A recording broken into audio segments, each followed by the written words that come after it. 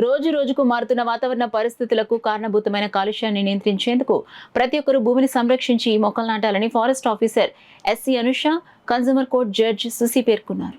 Kakinada rural మండలం వలసపాకల గ్రామం రామకృష్ణ నగర్లో గల శ్రీ విశ్వ విజ్ఞాన విద్య ఆధ్యాత్మిక పీఠం కాకినాడ సెంటర్ ఆధ్వర్యంలో ప్రపంచ పర్యావరణ దినోత్సవాన్ని ఘనంగా నిర్వహించారు. కార్యక్రమానికి పీఠం కన్వీనర్ పేరూరి సూరిబాబు అధ్యక్షత వహించగా కన్స్యూమర్ కోర్ట్ జడ్జ్ సుసి ముఖ్య అతిథిగాను, ఫారెస్ట్ ఆఫీసర్ అనుష విశిష్ట అతిథిగా, Isha foundation women's organization president doctor Ramadevi గౌరవ అతిథిగా పాల్గొన్నారు. కార్యక్రమంలో భాగంగా తొలుత అతిథులచే పీఠం సభ్యులు కాకినాడ సెంటర్లో మొక్కలు నాటించారు.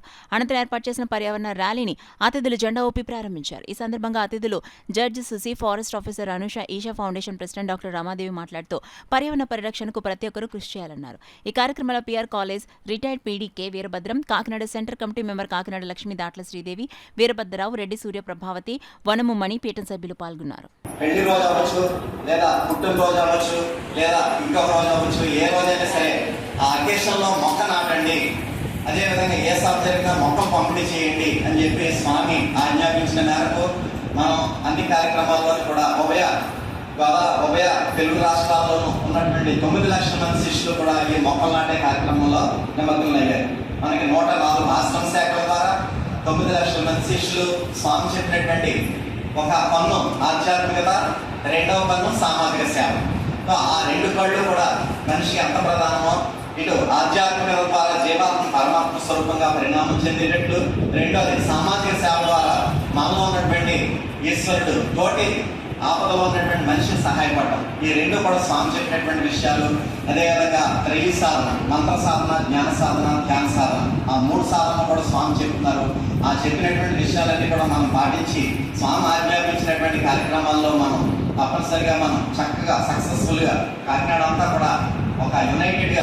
ఎందుకు చేస్తాము అనేది మీకు అందరికి తెలిసే ఉంటుంది. మామూలుగా ఐక్యరాజ్య సమితి అని ఒకటి ఉంటుంది, కొంత ఐడియా ఉంటుంది కదా అందరికి.